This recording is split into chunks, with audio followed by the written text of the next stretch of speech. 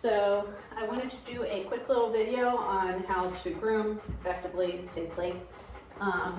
So for a really thick coated dog like this, you want to do something that's called line brushing. And you need a couple supplies for that. Okay. So this is what I use, like a grooming rake like that, a long bristle brush, and I like the ones like this that have a little bit of a curve to the bristles, and just a regular comb like that. It even matches my outfit today. So first I'll go through, well actually first the dog is tethered to something so that he can't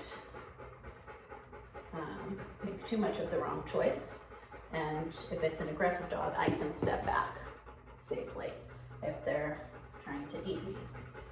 So first, the grooming rake or deshedding rake is going to loosen up all the dead hair, and you only use this on like muscly areas, not on the legs or anything like that. Here I notice there's a little dead fur that is making it catch. There you go. Next step, this is the line brushing part. I'll just pick a part on the dog and I make a part all the way to the skin. So if I can just sort of move the part along the body to where I can see the skin the whole way, then I know I'm getting all of the dead undercoat. Are you going with or against the grain of the fur? Oh yeah, against the grain of the fur. Because if you just go like this, it'll get some of it, but you can still get mats that will, you know, the hair grows under this top layer of coat, and it's almost like teasing it if it's prone to becoming a mat. So, you know, this is a good way to just kind of finish it off, but that's not actually going to get out the majority of the fur. And you don't have to start on the back. You can start in the front and just kind of move that part along. I'm holding it down with my thumb, the side of my hand, and just kind of moving along. The areas that tend to get a lot of dead fur are like right here, behind the ears and behind the elbows. And where there's not a lot of undercoat, you know, I just feel like that. Last step, you know, I didn't do that fully, but just showing you quickly. Last step, I'll go through with a comb to check my work. If the comb can go all the way down to the skin, then I know I've gotten all of the dead fur up. Like right here, it was a little bit tough to get out. So yeah, and I can't see the skin. So there's some dead fur there still. So this is gonna cut down a lot on the fur in your house, not completely, but it definitely helps.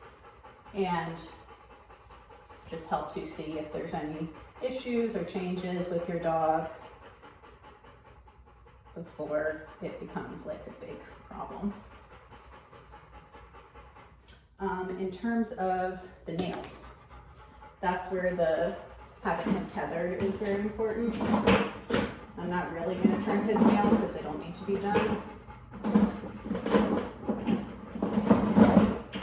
We'll just kind of pretend for practice.